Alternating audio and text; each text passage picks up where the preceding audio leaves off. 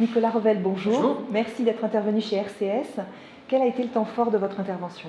Alors, je ne crois pas qu'il y ait eu un temps fort, mais ce qui, moi, m'a frappé, c'est qu'il y a eu beaucoup de questions qui, et c'est normal vu l'assistance, qui portaient sur comment on régule le système de santé. Chacun comprend qu'on ne peut pas dépenser des milliards au-delà de ce qu'impose cette obligation quand même d'essayer de tendre vers l'équilibre, la réduction du déficit. Je pense que c'est important de sortir de ces 30 années de déficit chronique qui ont fragilisé notre modèle. Comment on régule, on pilote cette dépense de santé, notamment avec un débat entre tout ce qui va porter sur la régulation par les prix et puis par les volumes. En gros, comment on joue sur les baisses de prix, on met sous enveloppe fermée un certain nombre de secteurs. C'est efficace, c'est parfois nécessaire, ça pèse sur les organisations et on est tous assez convaincus qu'il faudrait essayer d'agir plus efficacement sur ce qu'on appelle les volumes. C'est tout simplement la qualité, la pertinence, la prévention en amont. Ce sont des leviers potentiellement très forts mais plus compliqués à mobiliser. Je crois qu'il y a vraiment maintenant un consensus sur le fait qu'il faut qu'on soit plus collectivement performant et efficace pour aller dans cette direction. Alors, un des grands enjeux de l'assurance maladie, c'est la transformation numérique. Ouais. Qu'est-ce que vous pouvez nous dire concrètement sur les prochaines réalisations? Tous les systèmes de santé maintenant sont affrontés à cette question du numérique en santé parce qu'on est tous convaincus que ça doit être un élément de meilleure santé, de meilleure prise en charge, de meilleure coordination entre l'hôpital et la ville, entre tous ceux qui prennent en charge un malade. Nos malades, aujourd'hui, ils sont malades sur des pathologies chroniques au long cours avec des parcours qui ne sont pas uniquement dans un micro-territoire, mais souvent France entière. Voilà. Et aujourd'hui, on n'a pas ces outils-là. Voilà.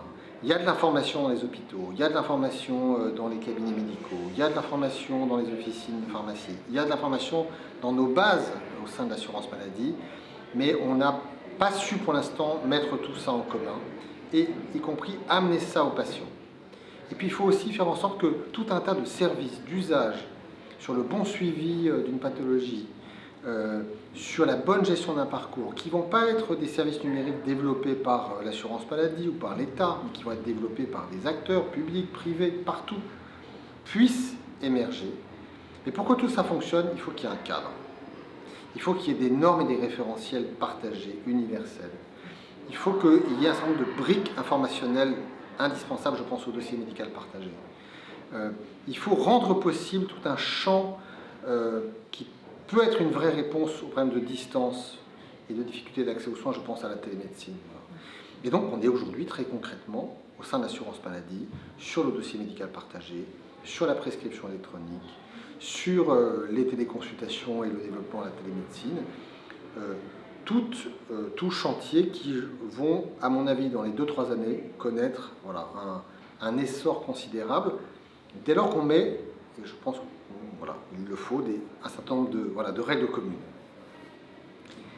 Et alors enfin, question traditionnelle. Ouais. Vous avez découvert, non, vous connaissez déjà le réseau communication santé, RCS. Si vous deviez choisir une de ces 3 lettres, quelle serait-elle et pourquoi?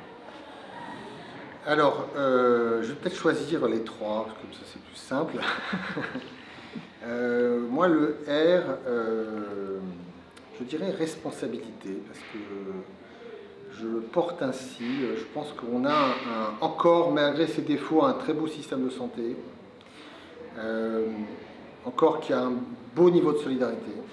Certainement plein de tensions, des choses sur lesquelles il faut qu'on arrive à progresser, mais enfin c'est quand même quelque chose auquel les Français sont attachés. Et pour y arriver, ça nécessite que tout le monde en prenne sa part. Vous savez, la signature institutionnelle de l'assurance maladie, on l'a changé depuis 2 ans, c'est devenu agir ensemble, protéger chacun.